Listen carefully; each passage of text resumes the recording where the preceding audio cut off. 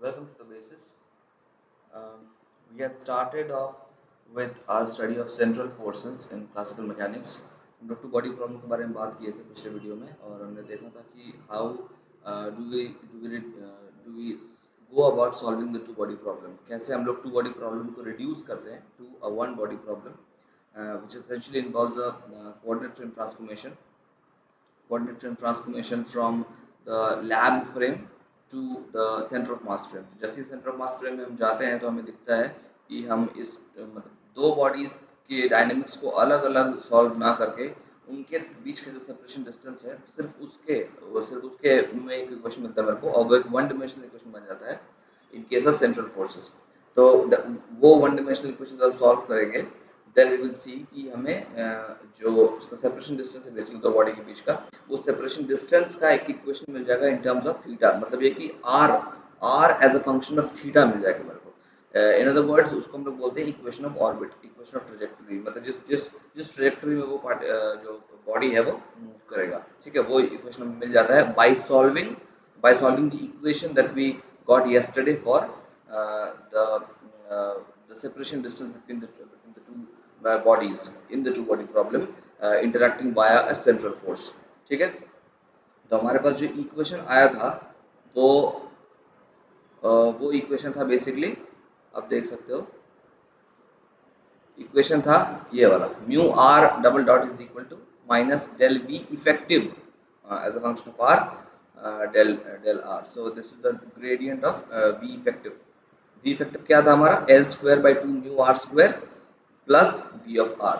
ये जो ब्रैकेट में लिखा हुआ ये चीज, ये ब्रैकेट में लिखा हुआ था वो हमारा v इफेक्टिव था.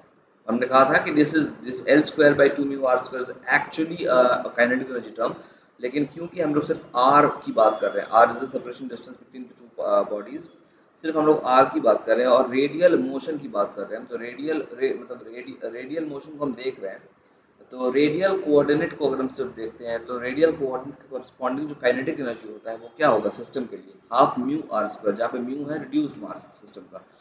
तो ये जो पहला वाला टर्म है ये प्योरली काइनेटिक एनर्जी टर्म है corresponding to the radial radial coordinate change. ठीक है, रेडियल कोऑर्डिनेट का रेट ऑफ चेंज जो होगा उसके उसके करस्पॉन्डिंग जो काइनेटिक एनर्जी होगा वो ये वाला टर्म देगा. और ये जो L square by two mu r square term, ये बेसिकली टेंजेंशियल मोशन को दिखाता है. टेंजेंशियल मोशन की वजह से जो काइनेटिक एनर्जी आता है वो ये टर्म है. लेकिन क्योंकि हम सिर्फ रेडियल मोशन की बात कर रहे हैं, therefore this term can be clubbed together with the potential term, and this whole term can be regarded as an effective potential, जिसके कारण बॉडी मूव कर रहा है इन द मतलब बॉडी का मोशन हो रहा है इन द रेडियल कोऑर्डिनेट. जो रेडियल कोऑर्डिनेट इसकी बॉडी का चेंज कर रहा है रिस्पेक्ट टू थीटा. तो जो इक्वेशन आया था हमारे पास, जो सेंट्रल इक्वेशन आया था हमारे पास जिसको सॉल्व करना है हम लोग को, वो है ये equation mu r double dot is equal to minus del v effective r del r. Okay, और जो एनर्जी मिल गया था हम लोग को वो क्या मिल रहा था यहाँ से इस इक्वेशन 7 से, half mu r dot square plus v effective of r. अब देखते हैं हम इस इक्वेशन को सॉल्व करना है मेरे को. ठीक है, इस इक्वेशन को सॉल्व करना है. अभी इस इक्वेशन को सॉल्व करेंगे तो मिलेगा क्या हम लोग को, r as a function of, अब दिख रहा है ना आर डबल डॉट है, तो आर डबल डॉट जब भी हम इस डिफरेंशियल इक्वेशन को सॉल्व करेंगे तो हमें मिलेगा r as a function of t. ठीक है, मतलब कि आर जो सेपरेशन डिस्टेंस है दो बॉडीज के बीच का, वो कैसे वेरी कर रहा है विद रिस्पेक्ट टू टाइम. लेकिन अगर हमको इक्वेशन ऑफ ऑर्बिट निकालना है कि इक्वेशन ऑफ ट्रेजेक्टरी निकालना है, उस बॉडी का ट्रेजेक्टरी कैसा होगा, मतलब उसका सेपरेशन डिस्टेंस किस तरह से दोनों के बीच का सेपरेशन डिस्टेंस किस तरह से वेरी करेगा as the body moves in the trajectory. तो वो मेरे पास वो फंक्शन कैसा होना चाहिए, वो फंक्शन जो हमको मेरे पास मिलना चाहिए, वो सोल्यूशन जो मिलना चाहिए मेरे को, वो मिलना चाहिए r as a function of theta. मतलब आर और थीटा में हमको रिलेशन मिलना चाहिए ताकि हमको पता चले कि ट्रेजेक्टरी का शेप कैसा है, किस शेप में बॉडी मूव करेगा. वो कब मिलेगा, जब r as a function of theta मिलेगा मेरे को, not as a function of time. तो हम चाहते हैं r as a function of theta. तो इसीलिए क्या करेंगे, इस इक्वेशन को सॉल्व करेंगे लेकिन हम थीटा के रिस्पेक्ट में सॉल्व करेंगे, not in terms of time. ठीक है, मेरे को टाइम से उतना ज़्यादा मतलब है नहीं, मेरे को सिर्फ चाहिए r is a function of theta, तो वही करेंगे यहाँ पे हम लोग. तो इसके मेथड्स हैं, मतलब एक ही मेथड नहीं है, दो मेथड्स है, एटलीस्ट दो मेथड्स है. ठीक है, लेकिन हम लोग सबसे पहले वो वाला देखते हैं जिसमें कैलकुलेशंस थोड़े कम है. ठीक है, जस्ट आपको डिफरेंशियल इक्वेशन सॉल्व करना है मेरे को, कैलकुलेशन इसमें कम होगा लेकिन थोड़ा थोड़ा ये बेसिकली ट्रिकी पार्ट है. ओके, मतलब ये कि डिफरेंशियल इक्वेशन जो ये डिफरेंशियल इक्वेशन जो है इन टर्म्स ऑफ थीटा अगर आपको सॉल्व करना है इस डिफरेंशियल इक्वेशन को, मतलब r as a function of theta अगर सोल्यूशन निकालना है तो कुछ सब्स्टिट्यूशंस करना पड़ेगा हमको। देखते हैं क्या करना होगा उसके लिए, ठीक है। तो करेंगे क्या, दिस इज मेथड 1। हम मेथड 2 के बारे में बात करेंगे, वो ब्रूट फोर्स मेथड है जिसमें हम लोग इंटीग्रेशन के थ्रू सॉल्व करते हैं। यहाँ पे हमें इंटीग्रेशन करने की कोई जरूरत नहीं पड़ेगी, हम सिर्फ सब्स्टिट्यूशन करके इस इक्वेशन को बदल देंगे फ्रॉम ये जो डिफरेंशियल इक्वेशन है ये r और t में है, ठीक है। r as a function of t देगा ये हमें चाहिए r as a function of theta, तो इसलिए क्या करेंगे हम इसको बदलेंगे as a function of theta, इसको ट्रांसफॉर्म करेंगे। तो कर क्या रहे हैं, सबसे पहले r को हम सब्स्टिट्यूट कर दिए with a different variable u, ठीक है। मान लेते हैं r इक्वल टू 1/u, तो अगर r इक्वल टू 1/u लेते हैं हम, देन dr dt अगर हम निकालना चाहें dr dt, तो चेन रूल से क्या लिख सकते हैं हम, चेन रूल से dr dt should be equal to dr d theta into d theta dt, है ना, लिख सकते हैं। तो है ना, ये d थीटा d थीटा को अगर हम कैंसिल मानते हैं तो dr dt ये तो dr dt को हम ऐसा लिख सकते हैं। बट d थीटा dt क्या है, d theta dt is equal to theta dot, लेकिन थीटा डॉट क्या था, थीटा डॉट हमारे पास था, देखो थीटा डॉट हमारे पास L by mu r square, है ना, थीटा डॉट का वैल्यू था L by mu r square. तो इसको हम सब्स्टिट्यूट करेंगे अगर इस जगह पे, तो हमें क्या मिल जाएगा, L by mu r square into d r d theta. लेकिन R क्या है, R है 1/u, R है 1/u। तो वापस से अगर इन दोनों R को, यहाँ पे जो R है और यहाँ पे जो R है, इन दोनों को सब्स्टिट्यूट करेंगे हम, तो इस वाले को सब्स्टिट्यूट करेंगे जब, तो ये बन जाएगा L u square by mu, और इस वाले में डी आर डी थीटा अगर हम बोलते हैं डी आर डी थीटा, तो डी आर डी थीटा को आर को जब 1/u लेंगे तो D D d theta of 1/u हो जाएगा। तो 1/u का डिफरेंशिएशन कितना होता है, -1/u स्क्वायर, और डी यू डी थीटा बच जाएगा, ठीक है। तो ये इस u स्क्वायर से ये स्क्वायर को काट सकते हैं, तो हमारे पास क्या बचेगा, -L/म्यू into d u D theta.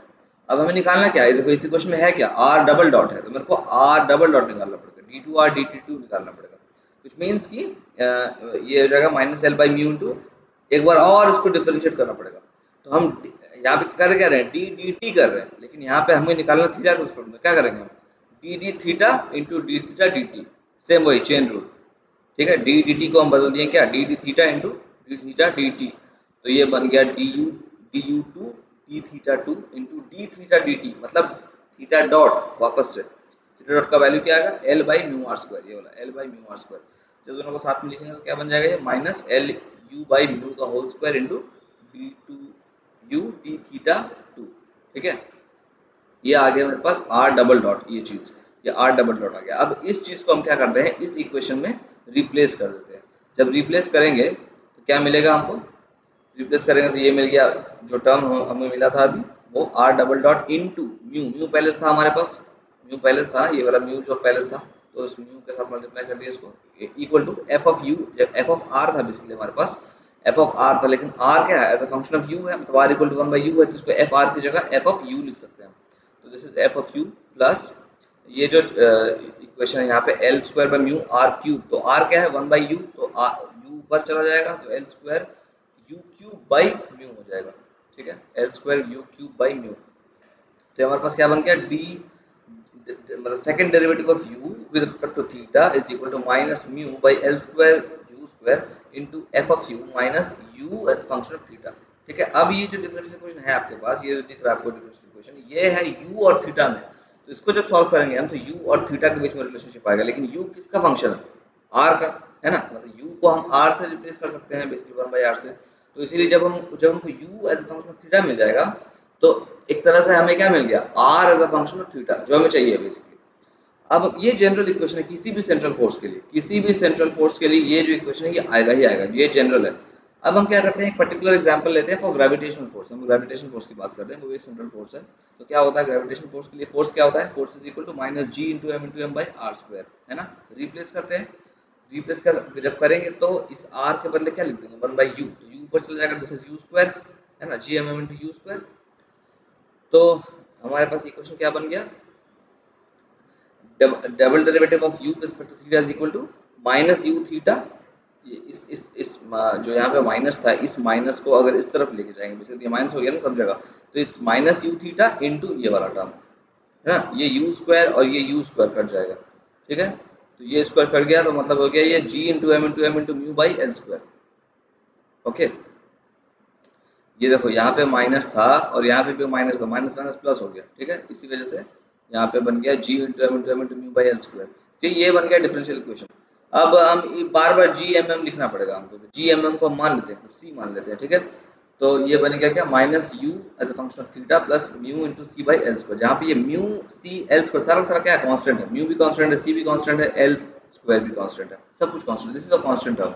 अब क्योंकि ये कांस्टेंट है, सिर्फ u वेरिएबल है, u as a function of theta है हमारे पास, और यहाँ पे क्या है u double dot, u double dot मतलब u as a function of theta, u double derivative as a function of theta is equal to minus u of theta plus u c mu c by L square.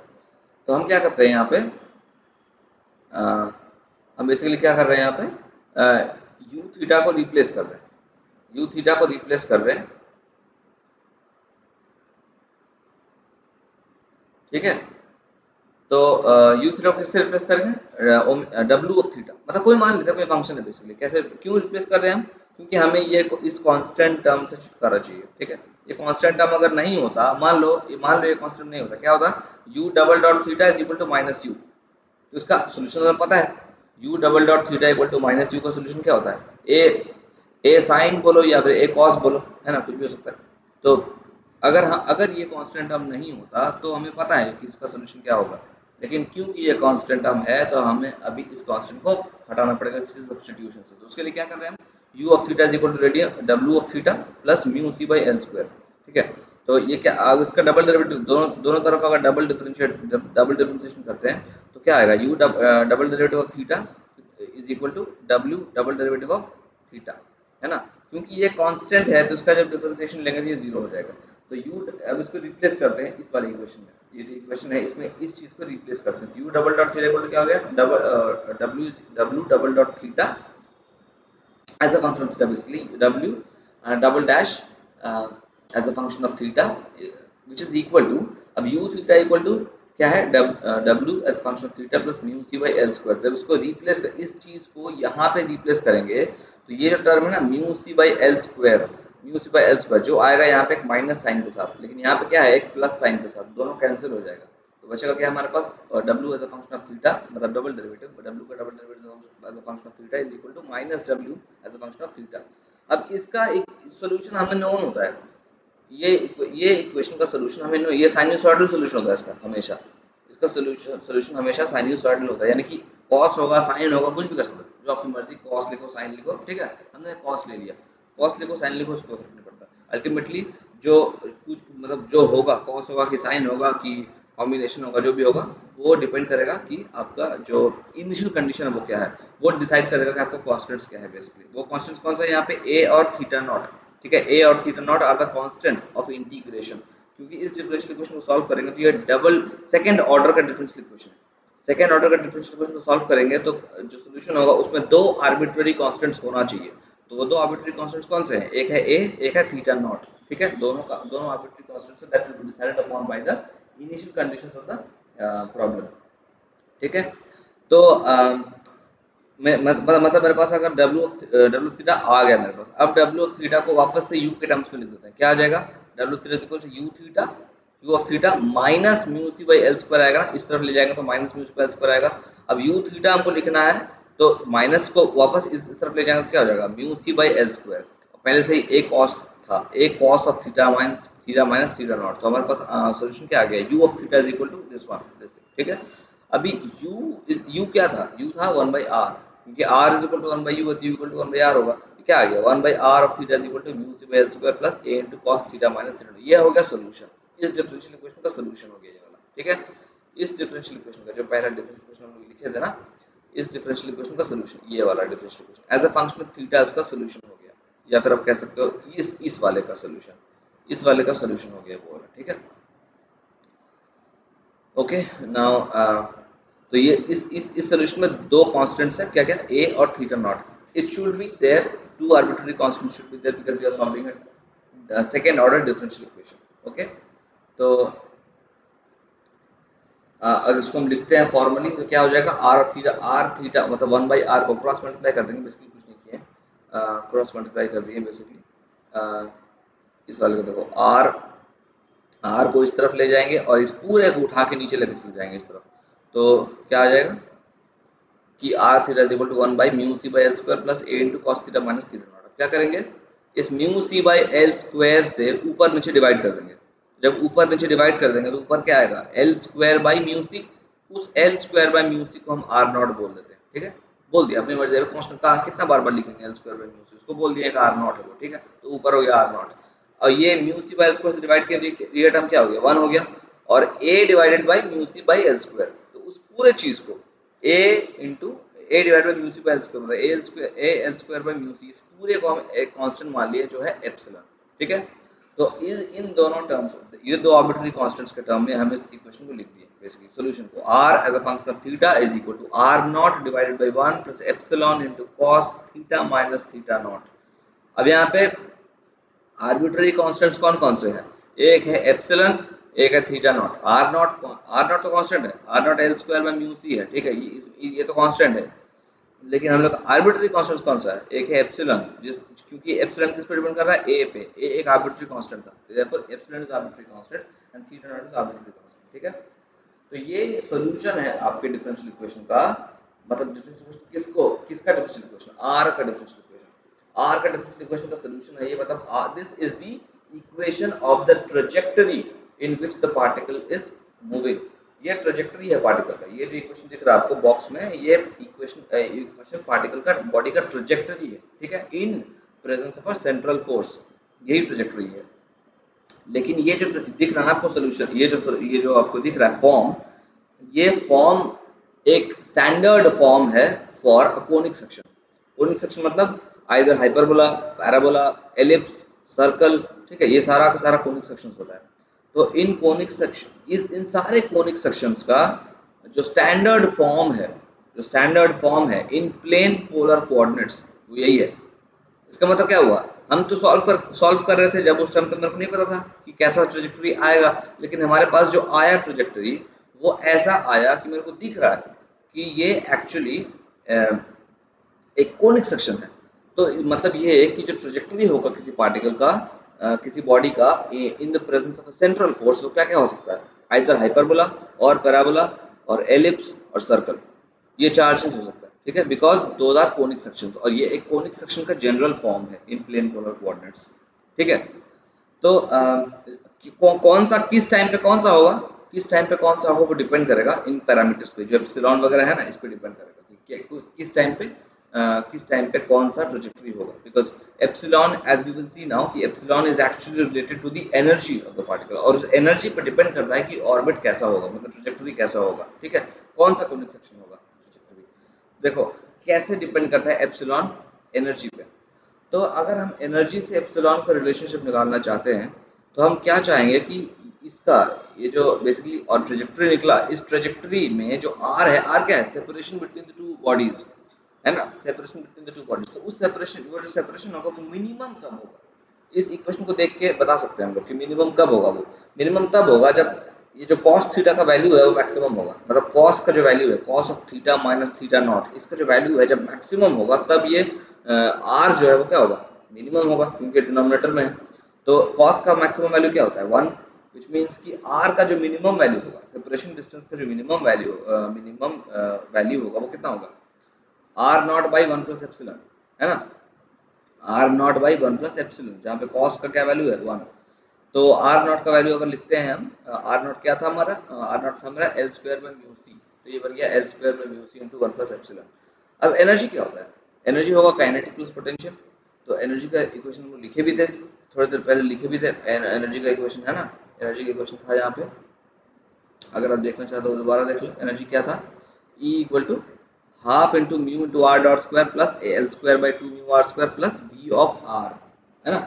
तो इसमें यही आपका energy है। तो अगर energy हम निकालना चाहते हैं इस पर्टिकुलर सिस्टम के लिए, तो क्या होगा एनर्जी उसका, उसका एनर्जी हो जाएगा ये half into mu into r dot square plus L square by 2 mu r square minus ये है आपका V of r. V of r क्या हो जाएगा आपको, minus G M by r. For gravitational field क्या हो जाएगा, minus G M by r. तो एनर्जी क्या आ गया, L square by 2 mu r square minus, ये जो L square by 2 mu r square minus C by r. क्यों ऐसा बोल रहे हैं हम, क्योंकि for r minimum r dot equal to 0 है ना। इसीलिए आर आर आर मिनिमम जब होगा, सोचो आर मिनिमम क्या होगा, पार्टिकल आएगा कहीं से और एक टाइम आएगा जहां पे एक टाइम आएगा जहां पे आर बेसिकली कहीं से आ रहा होगा, तो मतलब आर जो सेपरेशन डिस्टेंस है वो बेसिकली घट रहा होगा एक टाइम पे, तो घटते घटते घटते घटते एक मिनिमम डिस्टेंस पे आएगा और वापस से डिस्टेंस बढ़ना चालू हो जाएगा। तो जो मिनिमम डिस्टेंस होगा उस टाइम पे rate of change of r क्या होगा, rate of change of r 0 होना चाहिए, है ना। एक कोई फंक्शन है बेसिकली, समझ लो आर है तो फंक्शन थीटा, वो घट रहा है घट रहा है घट रहा है, घटते घटते घटते घटते बढ़ना शुरू कर दिया, तो बीच में कहीं तो उसका स्लोप 0 होगा ना, तो वो स्लोप का पॉइंट 0 कहाँ पे होगा, R equal to are minimum पे, तो R equal to are minimum पे R equal to R dot equal to 0 हो जाएगा, है ना। तो यही यहाँ पे लिखा हुआ है, this for r is equal to are minimum r dot equal to 0 and therefore energy is equal to L square by 2 mu r square minus C by r. ठीक है, अब इस आर आर की जगह पे क्या हो जाएगा, बेसिकली आर मिनिमम, यहाँ पे है मिनिमम, ये मिनिमम है बेसिकली। ठीक है, अगर आर मिनिमम पे आर मिनिमम का वैल्यू हम यहाँ पे लिखते हैं, तो आर मिनिमम का जो वैल्यू हो जाएगा वो आर मिनिमम का वैल्यू क्या हो जाएगा, L square by 2 mu R minimum का square minus C by R minimum. तो आर मिनिमम कितना है हमारे पास, L square by mu C into 1 plus epsilon.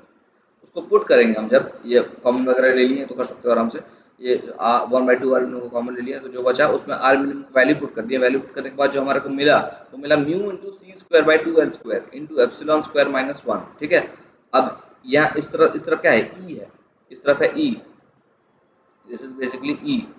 ठीक है, तो एप्सिलॉन स्क्वायर, एप्सिलॉन क्या हो जाएगा, epsilon will be equal to, epsilon will be equal to यहाँ से आएगा, इसको क्रॉस मल्टीप्लाई करेंगे तो 2 e L square by mu c square, ये प्लस 1 उस तरफ जाएगा और एप्सिलॉन का स्क्वायर है मतलब रूट हो जाएगा, मतलब epsilon is equal to root over 1 plus 2 e L square by mu c square. अब देखो एल कांस्टेंट है फॉर अ पर्टिकुलर पार्टिकल जो, ठीक है, वो एल उसका, and true under if there is a two body, only two bodies are there, then we have already proven that कि L जो है हमारा कांस्टेंट होना चाहिए। अगर एल कांस्टेंट है, म्यू कांस्टेंट है, क्योंकि रिड्यूस्ड मास है, दो ही बॉडी हमारे पास, दोनों का मास कांस्टेंट है ऑब्वियसली, तो म्यू कांस्टेंट है। सी क्या है, जी इंटू एम तो भी कांस्टेंट है। तो इसमें वेरिएबल क्या है, सिर्फ एनर्जी। तो एनर्जी जैसे जैसे वेरी करेगा वैसे वैसे एप्सिलॉन वेरी करेगा। Okay, this is the relation between the epsilon and energy, इसलिए हम बोल रहे थे एप्सिलॉन क्या है, एक आर्बिट्ररी कांस्टेंट है, जैसा एनर्जी होगा वैसे ही आपका एप्सिलॉन का वैल्यू होगा। अब बोलो एप्सिलॉन का मतलब क्या है, इस एप्सिलॉन जो है ये हम बोलो ना, इस ये जो फॉर्म है ना, ये जो फॉर्म है ये जनरल फॉर्म है ऑफ कोनिक सेक्शन। तो इस जनरल फॉर्म में इसको इस तरीके से हम इसलिए ही लिखे हैं क्योंकि ये जनरल फॉर्म के रूप में मेरे को पता चले कि ये एप्सिलॉन एक्चुअली है। एप्सिलॉन जो होता है इस जनरल फॉर्म में, इस एप्सिलॉन को बोलते हैं हम लोग एक्सेंट्रिसिटी, कोनिक सेक्शन का एक्सेंट्रिसिटी। तो एनर्जी का जो वैल्यू होगा ना, एनर्जी का वैल्यू पे एक्चुअली आपको पता चल रहा है यहाँ से कि एनर्जी के वैल्यू पे कोनिक सेक्शन के एक्सेंट्रिसिटी का वैल्यू डिपेंड करेगा। ठीक है, तो एक्सेंट्रिसिटी का वैल्यू डिपेंड करेगा on the energy. Okay, which means कि जैसे जैसे हम एनर्जी चेंज करते जाएंगे मेरे को अलग अलग एक्सेंट्रिसिटीज मिलता जाएगा ऑफ द कोनिक सेक्शन। और आपको अगर पता हो कि एक्सेंट्रिसिटी पे डिपेंड करता है कि कोनिक सेक्शन होगा कौन सा। अगर एक्सेंट्रिसिटी ग्रेटर देन 1 है तो हाइपरबोला होता है, एक्सेंट्रिसिटी इक्वल टू 1 है तो पैराबोला होता है, एक्सेंट्रिसिटी लेस देन 1 है तो एलिप्स या फिर सर्कल होता है।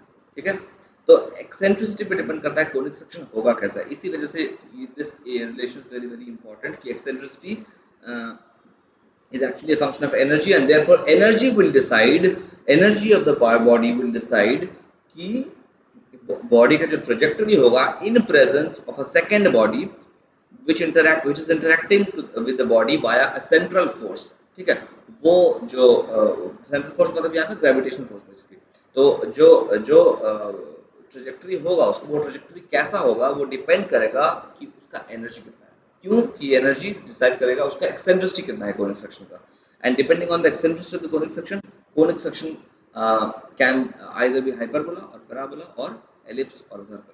ठीक है, so this is what I wanted to show you in the video in today's video कि इक्वेशन ऑफ ऑर्बिट कैसे निकलता है for a central force problem. हम लोग अगले वीडियो में एक दूसरा मेथड भी देखेंगे जहाँ पे हम लोग डिफरेंशियल इक्वेशन को डायरेक्टली सॉल्व नहीं करेंगे। हम क्या करेंगे, कुछ एलिमिनेशंस करके, कुछ टाइम को एलिमिनेट करके एक दूसरा तरह का डिफरेंशियल इक्वेशन निकालेंगे। यहाँ पे कुछ सब्स्टिट्यूशन वगैरह नहीं करना होगा, हम लोग ब्रूट फोर्स मेथड से सिर्फ इंटीग्रेशन करके उसको सॉल्व करेंगे, ठीक है। और उससे भी सेम आंसर मिलेगा, आपको सेम आंसर मिलेगा, ठीक है। जो दोनों में से जो चाहे आप मेथड यूज कर सकते हो for to get the equation of the orbit और the trajectory of a body undergoing motion in presence of a second body which is interacting with the body via a central force, here the gravitational force, okay. um, okay, so अगले अगले video में हम लोग same equation of orbit ही describe करेंगे, discuss करेंगे, but with the second method, okay. Till then hope you liking the videos, समझ में आ रहा होगा शायद, मेरे को लगता है ऐसा। तो okay, so see you in the next video, thank you for watching.